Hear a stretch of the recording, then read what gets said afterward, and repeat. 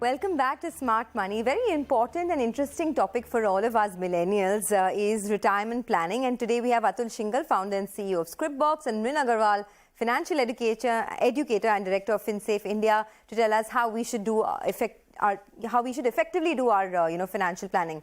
So Mrin, there are many options within equities, right, for investors. There is the NPS equity scheme, there are retirement funds, there are general equity funds, there is the annuity schemes from insurance companies as well. Tell us, how does an investor decide on which one to pick, and what is your take on retirement funds? All right. So I think one, from the cost perspective, it's going to be NPS, followed by equity funds, and then followed by the annuity schemes, because as we all know, the annuity schemes are pretty expensive. And of course, that's going to basically eat into the returns. But I think, when you're looking at between NPS and mutual funds, I think what one really needs to do is first ask oneself that, do I want pension in retirement? And certainly if you want pension in retirement, then NPS is your product. If you feel that you can manage equity funds on your own and you can remain disciplined and remain invested for the long term, and you want more flexibility, then go in for the equity funds. I do highly recommend NPS because I think it's a great product. It gives you exposure to equities, provided you choose the active equity option. It's low cost and it keeps you disciplined and hence compounds your money.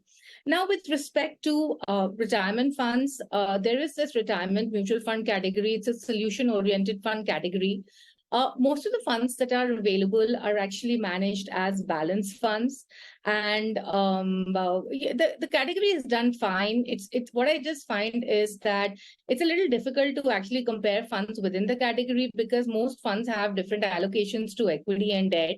And if you look at the general categories, which I mentioned, which is, let's say, index, small cap or mid cap, these have, in any case, given a better performance. So unless you feel that you want a fund where you want to basically put it aside for a particular goal, I think you're just better off with the general equity categories. I thought as much, and I wanted Atul's view on this as well. Atul, would you agree that, these solution-oriented funds, as they call it, retirement funds is one of them, you think it's better to avoid them because you really don't know where your money is going? The AUM size is also small.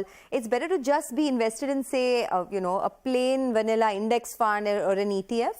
I really can't speak against the industry, right? Because there are product creators who are creating these products.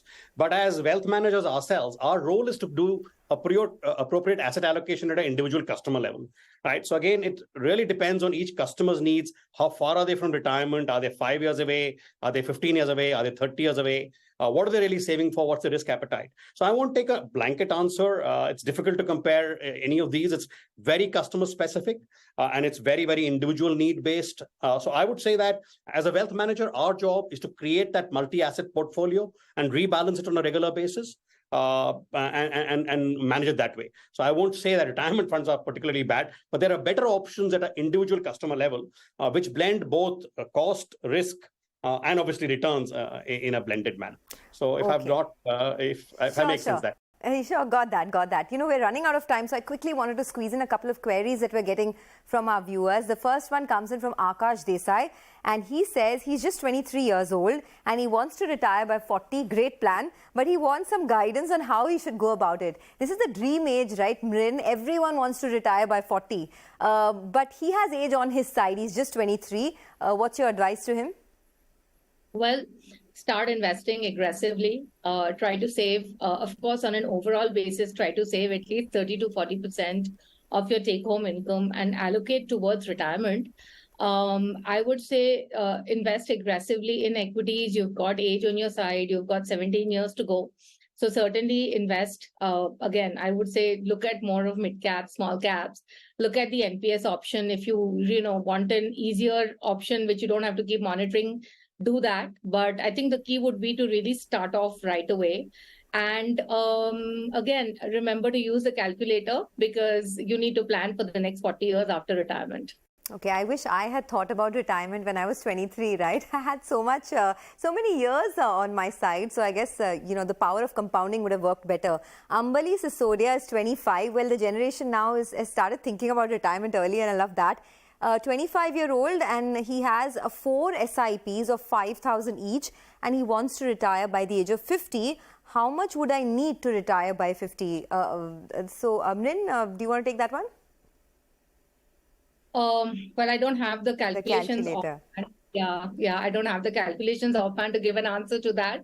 But I would still say the same thing, that look at investing aggressively. And as I said, that, the retirement is not, if you're going to have 30 years, 40 years in retirement, then it's really not about just the living expenses. It's also about, what are you doing to keep yourself mentally engaged? And, don't forget to account for that when you're doing the planning.